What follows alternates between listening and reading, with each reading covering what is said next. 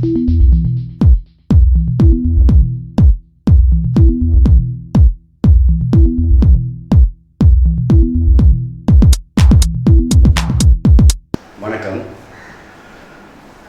அன்பான குழந்தைகளே, நீங்கள் இந்த வருடம் காப்போத்த சாதனை பரீட்சைக்கு தோற்ற உள்ளதால் மிக எளிமையான முறையில் இந்த கேள்விகளை அணுகுவது எப்படி என்பதும் அது சம்பந்தமான அணுகும் நுட்பங்களையும் மிக இலகுவாக உங்களுக்கு சொல்லித்தரலாம் என்று ஆசைப்படுகிறேன். முதலாவது, இந்த பேப்பரில் எத்தனை கொஷின்ஸ் வரும், எப்படி வரும் என்ற ஒரு அடிப்படை அறிவு இருந்தால்தான் நீங்கள் எக்ஸாம் ஹாலுக்கு போகும்போது அந்த அறிமுகத்துடன் அங்கு பேப்பரை அணுகலாம். அல்லது புதிதாக அந்த பேப்பரை நீங்கள் தெரியாத மாதிரி போனீர்கள் என்றால் உங்களுடைய மனசில் நம்பிக்கை இழந்து போகிறீர்கள். அதில் ஒரு படப்படப்பு வரும். அந்த கேள்வியை நீங்கள் அணுகாமல் விட்டு செல்லக்கூடிய சந்தர்ப்பங்கள் உண்டாகும். ஆகவே நான் முதலாவது அறிமுகத்தில் ஒரு பேப்பர் எப்படி இருக்கும், அதனுடைய புள்ளி வழங்கும் திட்டம் எப்படி இருக்கும், அந்த புள்ளியை 100க்கு 100 எடுத்துக்கொள்வதற்கு, அதாவது 5 புள்ளிகள் ஒதுக்கப்பட்டால் 5 மார்க்ஸ் அலோகேட்டட் என்றால் அந்த 5 மார்க்ஸை மேக்சிமம் எந்த டெக்னிக்கை பாவிச்சு, எந்த நுட்பத்தை பாவிச்சு உங்களால் அந்த 5 புள்ளிகளையும் பெற்றுக்கொள்ளலாம் என்றதுக்குரிய வழிமுறைகளை, நுட்பங்களை உங்களுக்கு மெல்ல மெல்ல சொல்லித்தரப்போகிறேன்.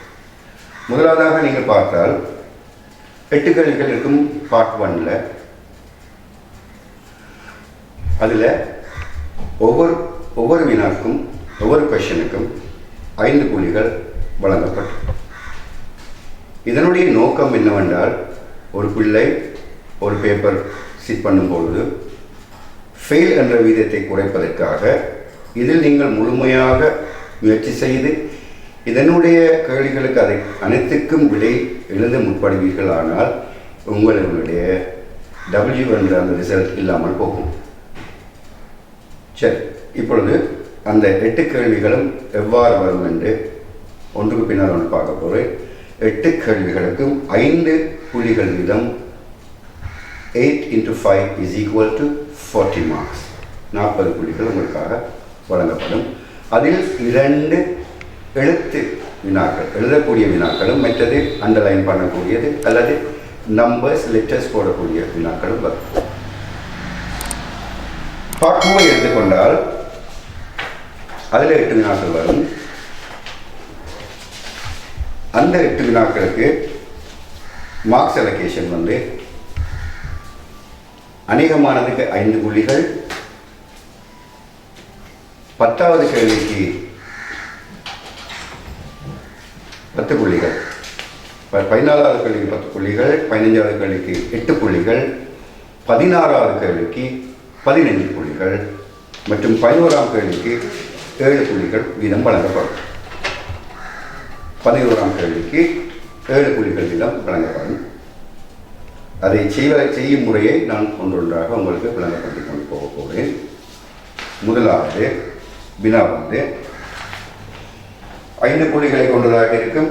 அது இங்கிருந்து நீங்கள் பார்த்தால் அதை அணுகும் முறை முதலாவது எங்களுக்கு விளங்கியதோ அதில் இருக்கிற இன்ட்ரடக்ஷனை நாங்கள் வாசிக்க வேணும், இன்ஸ்ட்ரக்ஷனை தெளிவாக வாசிக்க வேணும். அப்போ நீங்கள் கிராமத்தில் கல்வி கற்கின்ற பிள்ளைகள், உங்களுக்கு சில வேளை ஒரு இங்கிலீஷ் டீச்சர் கூட இல்லாமல் இருக்கலாம் வகுப்பில். ஆகவே உங்களுக்கு பேப்பர் என்றாலே என்னென்று தெரியாமல் இருக்கலாம். இப்போ இதை அணுகுகின்ற முறையை நான் உங்களுக்கு எவ்வாறு சொல்லித் தருகிறேன் என்றால், ஒரு ஸ்காலர்ஷிப் எக்ஸாமில் ஆப்டிடியூட் டெஸ்ட் நீங்கள் செய்கிற நேரம் நுண்ணறிவை சோதிப்பார்கள். அந்த நுண்ணறிவை சோதிக்கின்ற பொழுது நீங்கள் பார்த்தீர்கள் என்றால், ஒரு வட்டம், ஒரு சதுரம், ஒரு முக்கோணம், இவ்வாறு பெட்டிகள் வந்து அடுத்து வரும் வடிவம் என்ன என்ற ஒரு கேள்வி வந்திருக்கு. ஆகவே நீங்கள் அதை உரிய முறையில் ஒன்றன் பின் ஒன்றாக போகும்போது அந்த வடிவத்துக்கு பொருத்தமான இன்னொரு வடிவத்தை அடுத்ததாக நீங்கள் தெரிவு செய்வீர்கள். அதே மாதிரி நான் இங்கிலீஷ் பேப்பரில் உங்களுக்கு சொல்லுவேன் என்று சொன்னால், மேஜிக் வேர்ட்ஸ் என்ற ஒரு டெக்னிக். மேஜிக் வேர்ட்ஸ் என்பது, உதாரணமாக இங்கே ஏ பாட்டில் சொற்கள் இருக்கும் என்றால் இங்கே மேலே ஒரு பர்டிகுலர் சில சொற்கள் இருக்கு. அந்த பர்டிகுலர் இருக்கிற சொற்களில் ஒரு சொல் இந்த விடையில் இருக்கிற வசனத்துக்குள்ள இருக்கிற ஒரு சொல்லோட மிக ஒத்ததாக இருக்கு. அதை நான் உங்களுக்கு ஒன்றொன்றாக இன்று முதலாவது கேள்வி முயற்சி செய்ய போகிறேன். சரிப்பா, அது இன்ஸ்ட்ரக்ஷன் எப்படி போட்டிருக்காங்க என்றால், match the following notice. Match என்ற சொல் அங்கே உங்களுக்கு தெரிய வேணும். மேட்ச் என்பது பொருத்துதல். ஓகே, நோட்டீசஸ் என்பது இங்கு தரப்பட்டு இருக்கின்ற அறிவுறுத்தல்கள். Match the notices with the places. Notice, place, இதுக்கும் ரெண்டுக்கும் சம்பந்தம் இருக்குது. இதை நீங்கள் கண்டுபிடிக்கணும். இந்த நோட்டீஸுக்கும் இந்த பிளேஸுக்கும் என்ன சம்பந்தம் என்று நீங்கள் கண்டுபிடிக்கணும். பிளேஸில் உங்களுக்கு சில இடங்கள் தர போகிறாங்க.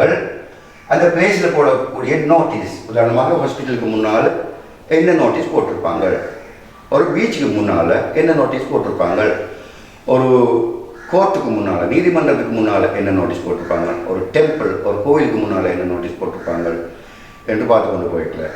முதலாவதாக நீங்கள் செய்ய வேண்டியது அந்த பெட்டிகளுக்குள்ள இருக்கின்ற அந்த நோட்டீஸ்களை முதல் வாசிக்கணும். ஒன்றன் பின் ஒன்றாக வாசித்து கொண்டு போவீங்க. அதுக்கு அடுத்ததாக அந்த இன்ஸ்ட்ரக்ஷனின் படி ரைட் த லெட்டர் என்று போட்டிருக்காங்க. Right the letter. Right the letter என்றால் இங்கே ஒவ்வொரு நோட்டீஸுக்கு பக்கத்திலையும் நம்பர் இருக்கு, அதன் கீழே நம்பர் இருக்கு, அல்லது அதுக்கு முன்னால ஒரு லெட்டர் இருக்கு. லெட்டர் என்பது கடிதம் அல்ல, லெட்டர் என்பது எழுத்து. A, B, C, D, E, F. அப்ப அந்த எழுத்துக்கள், பொருத்தமான எழுத்துக்களை தரப்பட்ட பெட்டிக்குள் விடையாக நீங்கள் போட வேண்டும். இப்போ முதலாவது கேள்வியை பார்ப்போம். இங்க முதலாவது handle with care. Handle with care என்பது ஏக்குரியது. இது ஒரு இடத்துல போட்டிருக்கிற நோட்டீஸ், ஒரு இடத்தில் போட்டிருக்கின்ற நோட்டீஸ். பி வந்து ரெஃபரன்ஸ் ஒன்லி, இது பி குறியது. C take off your shoes, இது சி குறியது. டி குறியது ரிசர்வ்ட் ஃபார் pregnant mothers, இது டி குறிய நோட்டீஸ். இ குறியதை பார்ப்போம். caution men at work,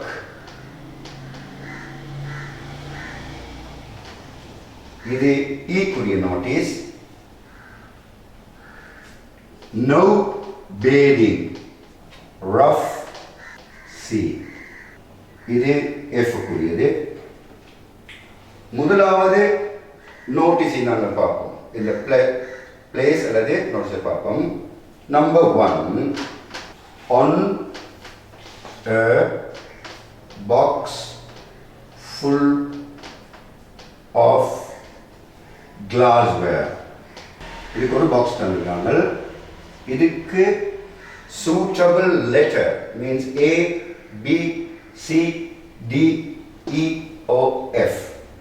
okay, இப்போ உங்களுக்கு இதை செய்ய முடியுமோ என்று எனக்கு தெரியல. நான் அந்த 6 மல்லியுடன் ஈரமானவரை. Number 2, at a building site. Number 3, on a beach. Number 4, in a bus. Number 5, at a temple. Number 6, in a library. இப்போ இங்கே there are 6 boxes given and one example is done for you. One example is done for you. ஒரு உதாரணம் நீங்கள் செய்வதற்காக இங்கே தரப்பட்டுள்ளது. அதாவது on a box of glassware என்பது ஒரு கண்ணாடி பொருட்கள் கொண்ட ஒரு பெட்டிக்கு வெளியால எப்படியான நோட்டீஸ் போட்டிருக்கும். ஒரு கண்ணாடி பெட்டிக்கு வெளியால ஒரு கண்ணாடி பெட்டி என்றால் அது மிக கவனமாக இருக்கணும். அதை நகர்த்தும் போது அது உடைய போடும். ஆகவே அது உடையாமல் இருக்க இதில் எந்த வாக்கியத்தை பாவிக்கலாம் என்றால், எந்த நோட்டீஸை பாவிக்கலாம் என்றால், இங்கே பாருங்க, இங்கே கிளாஸ் வேர் இருக்கு, இங்கே கேர் இருக்கு, ஹேண்டில் வித் கேர். ஹேண்டில் என்பது கையாளுங்கள், கேர் என்றால் கவனமாக. அப்போ இதில் எந்த விடயங்கள் எடுப்போம்? on a box of glassware. on a box of glassware என்பதற்கு நாங்கள் ஏ என்ற விடை தரப்பட்டு உள்ளது. ஆகவே நீங்கள் கவனிக்க வேணும். அதை ஏ என்ற எழுத்துட்டா நாங்கள் போடுவோம். அந்த பெட்டிக்குள்ளே கொண்டு போய் அந்த ஹேண்டில் வித் கேர் என்றதை எழுதக்கூடாது. அப்படி எழுதுவீர்கள் ஆனால் உங்களுக்கு அந்த புள்ளி இழக்கப்படும், இல்லாமல் ஆகப்படும். ஸோ மிக கவனமாக இன்ஸ்ட்ரக்ஷன்ஸை வாசிக்க முயற்சி செய்து இந்த கேள்விக்கு 5 புள்ளிகளை மேக்சிமம் பெற்றுக்கொள்வதற்கு முயற்சி செய்ய வேண்டும். இப்போ இரண்டாவதாக பார்ப்போம்.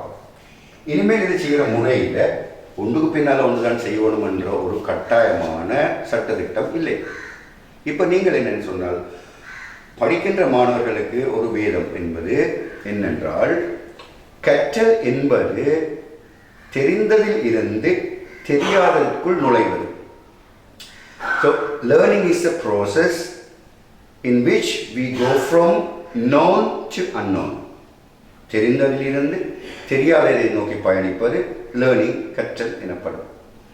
இப்போ கவனிங்க, இதுக்குள்ள எங்களுக்கு எல்லாமே தெரியாது, எல்லாமே கஷ்டம் அப்படின்னு நினைச்சு கொண்டால் இதுக்குள்ள எங்களுக்கு ஈஸியானதோட நாங்கள் தெரிவு செய்து பார்ப்போம். உதாரணமாக இங்கே பாருங்க, at a temple. at a temple என்று எடுத்தால் உங்களுக்கு டெம்பிள் என்று சொல் ஒரு மேஜிக் வேர்டு. அப்போ அந்த டெம்பிள் என்று சொன்னால் இதுக்குள்ள டெம்பிள் சம்பந்தமான எது ஒரு சொல் இருக்குன்னு நீங்கள் தேடி பாருங்கள். எனக்கு டைம் போகாது. டெம்பிளில் போடக்கூடிய ஒரு நோட்டீஸில் என்ன சொல் பாருங்க. இங்கே மத வருமா, ரெஃபரன்ஸ் வருமா, கோஷன் வருமா, பேரிங் வருமா? இங்கே பாருங்க, ஷூஸ் என்ற சொல் இருக்கு. அப்போ ஷூஸ் என்ற மேஜிக் வேர்டு டெம்பிள் என்ற ஒரு மேஜிக் வேர்டோட பொருள். ஸோ அந்த ஆன்சர் வந்து சியாக இருக்கும். 4வது விடைக்குரிய எழுத்து லெட்டர் சி. ஏனென்றால் டேக் ஆஃப் யுவர் ஷூஸ். இந்த இங்கிலீஷ் உங்களுக்கு தெரியணுன்ற அவசியம் இல்லை. டேக் ஆஃப் என்றால் கலட்டுங்கள், சப்பாத்தை கலட்டுங்கள். உங்களுக்கு அதெல்லாம் தேவைப்படலையே பாருங்கள். ஷூஸ் என்றதையும் டெம்பிள் என்றதையும் நினைச்சிங்க, விட சரி. சரி, இனி பார்ப்போம். இன்ன பஸ் என்ற இன்ன பஸ் என்ற சிம்பிளாக உங்களுக்கு விளங்க வேணும். பஸ்ஸுக்குள்ளே என்ன அறிவித்தல்கள் போட்டிருப்பார்கள் நீங்கள் அனுபவப்பட்டிருந்தால் தெரியும். மதகுருமாருக்கு, கர்ப்பிணி தாய்மாருக்கு, இயலாமை உள்ளவர்களுக்கு என்று சீட்டுகள் ஒதுக்கப்பட்டது. இப்போ இதை பாருங்க, அப்படியான ஒரு விசேஷமான 3 அறிவித்தல்கள் அந்த பஸ்ஸில் இருக்கு. ரைட், கர்ப்பிணி தாய்மார்களுக்கு, மதகுருமார்களுக்கு, அங்கவீனர்களுக்கு இருக்கு. இங்கே பாருங்க, மதகுருமார்கள் இங்கே ஃபாதர், அப்படி பிக்கு அப்படி ஒன்றும் இல்லை. ப்ரீஸ்ட் என்ற சொல்ல நாங்கள் வர இல்லை. டிசேபிள்டு என்ற சொல் வரல. டிசேபிள்டு என்பது இயலாமை உள்ளவர்களுக்கு, அங்கவீனர். அடுத்தது கர்ப்பிணி தாய்மாருக்கு. இங்கே பார்ப்போம், கர்ப்பிணி தாய்மார் இங்கே இதில் இல்லை. இது நாங்கள் கிளிக் பண்ணிட்டோம், சரி. இதை நாங்கள் கிளிக் பண்ணிட்டோம், சரி. இந்த 2 ஆன்சருக்கு திருப்பி போக தேவையில்லை இல்லையா? அப்போ உங்களுக்கு ஆப்ஷன்ஸ் இன்னொரு தான் இருக்கு.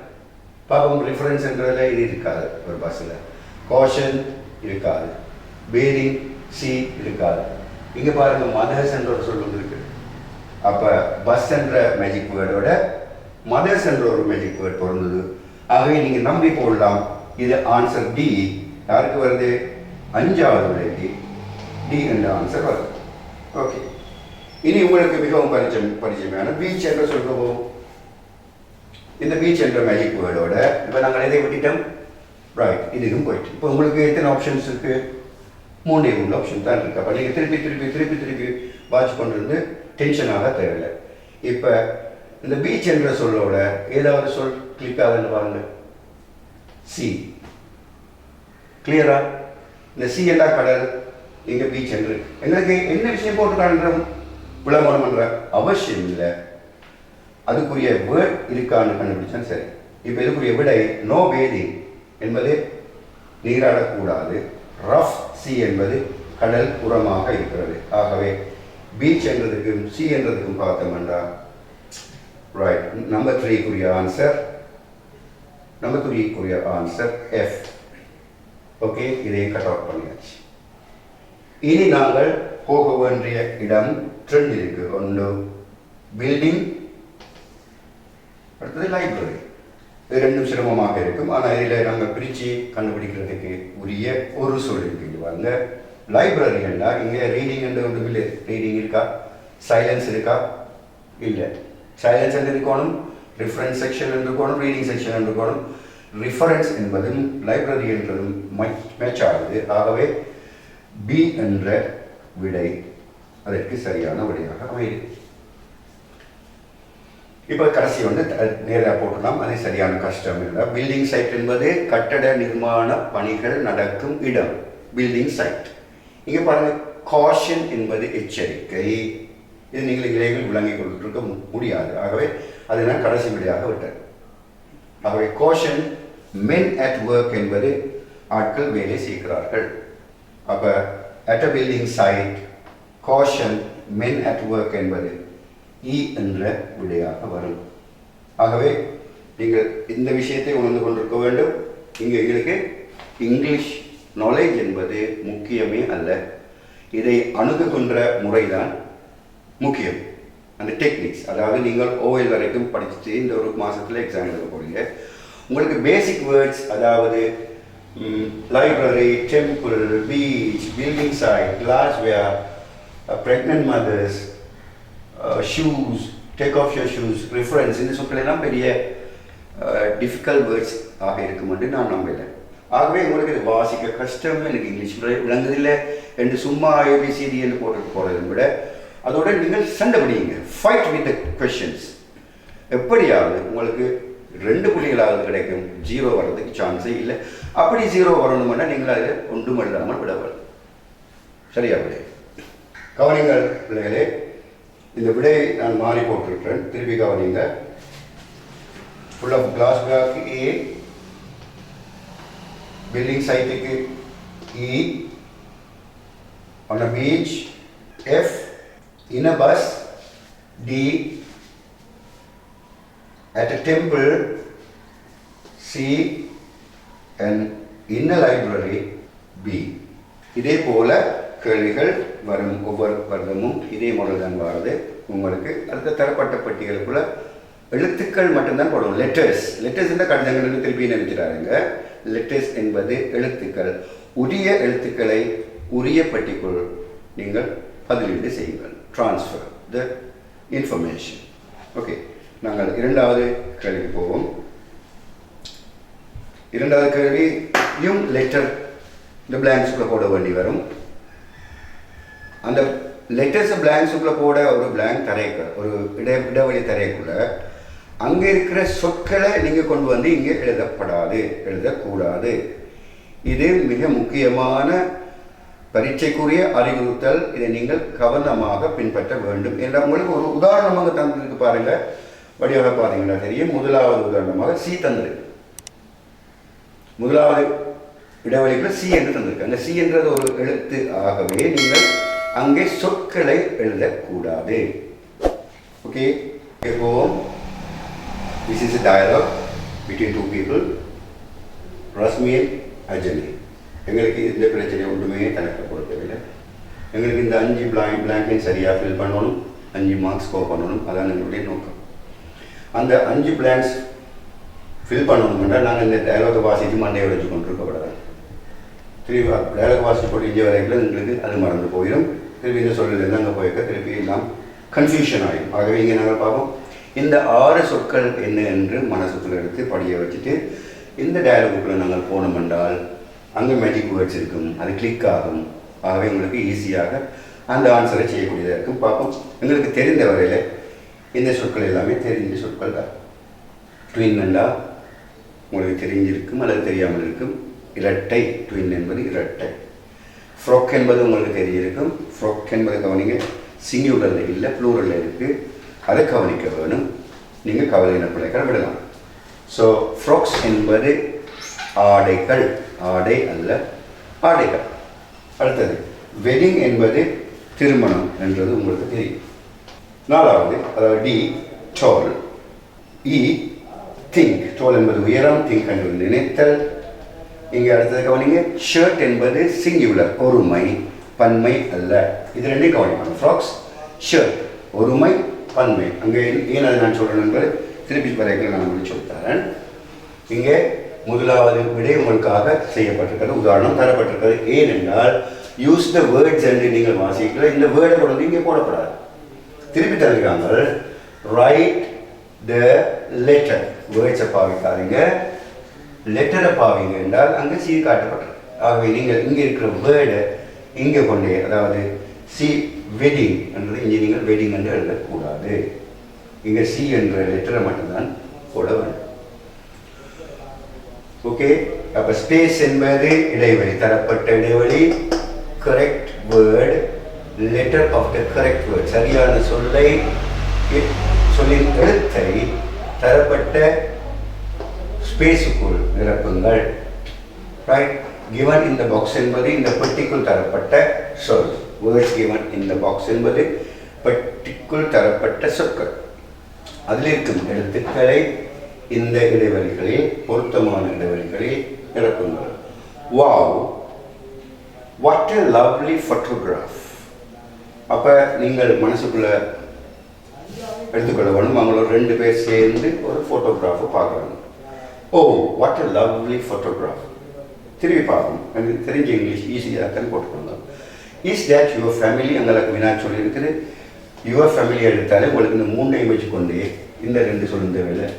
Your family, your family question மார்க்கும் வரைக்க அது கேள்வியாக எடுக்கலாம். உங்களோட குடும்பமா? ரைட். எஸ் என்று இங்கே ஆன்சர் வந்திருக்கு. It was taken at my sisters. இங்கே விட வருது wedding. Right. Sister's wedding. Who do you dash is sitting next to me? இந்த விடங்களுக்கு தெரியாது, சரியா விடுவோம். It must be your, அது தெரியா விடுவோம். Two of you look the same. You look the same பாருங்க. Look the same. Look the same என்றால் ஒரே மாதிரி இருக்கிற. அப்படியே நான் சொல்லி இந்த பாக்ஸுக்குள்ள இருக்காங்க பாருங்க. Look the same, ஒரே மாதிரி இருக்கிற. இதுக்குள்ள அப்படியே சொல்லியிருக்காங்க, சரி பாருங்க. அது வந்து ட்வின் என்பது கிளியராக தெரியுது. And you both are wearing, you both என்ன சொல்ல கவனிங்க, you both என்றதுக்குள்ள 2 பேர். wear என்பது அணிந்திருப்பது, wear என்பது அணிந்திருப்பது. you both என்பது 2 பேர். அப்போ 2 பேர் அணிந்திருப்பது என்றால் ஷர்ட் என்று வருமா? அது சிங்குலர் என்றால் இப்போ ஏற்கனவே நான் சொல்லி தந்துக்கிறேன். இங்கே கலைக்கிறது 2 பெண்கள். ஆக ஷர்ட் என்று சொல்லுங்க, சரி வராது. இங்கே இருந்து வரப்போது ஃப்ராக்ஸ் என்ற சொல் வரப்போது. ஏனென்றால் அது ப்ளூரல். ஆகவே wearing the frocks. is the boy wearing the, திருப்பி wearing வருது, ஒரு boy wearing என்று வருது. ஆகவே நாங்கள் விடை எடுத்துட்டோம், உண்டு வெட்டிங் எடுத்துட்டோம், அதை கட் பண்ணுவோம். அதுக்கு திருப்பி போக தேவையில்லை. ஃப்ராக்ஸ் எடுத்துட்டோம், அதை கட் பண்ணுவோம். அதுக்கு போகதில்லை. இன்னும் 4 சொல் தான் இருக்குது, அதுக்குள்ளே நாங்கள் தேடி பார்ப்போம். இப்போ போய் வியாரிங்கக்குள்ள டால், திங், ட்வின், ஷர்ட் இது சரி வரும்னுட்டாங்க. ஆகவே போய் என்ற சொல்லுக்கு வியாரிங்க ஷர்ட். ஆகவே எந்த எழுத்து வருது? பி என்ற எழுத்து போகணும். திருப்பி மிஞ்சி இருக்கிறது என்னது? he is the youngest but he is very. இப்போ பார்ப்போம். இந்த டயலாகுக்கு திருப்பி போகும். அப்போ இல்லை ஷர்ட் என்று சொல்லும் தேவையில்லாமல் போயிட்டு. அப்போ என்ன சொல்லிட்டு, you both are wearing frocks, aren't you? Is the boy wearing the shirt your elder brother என்று சொல்ல கவனிங்க.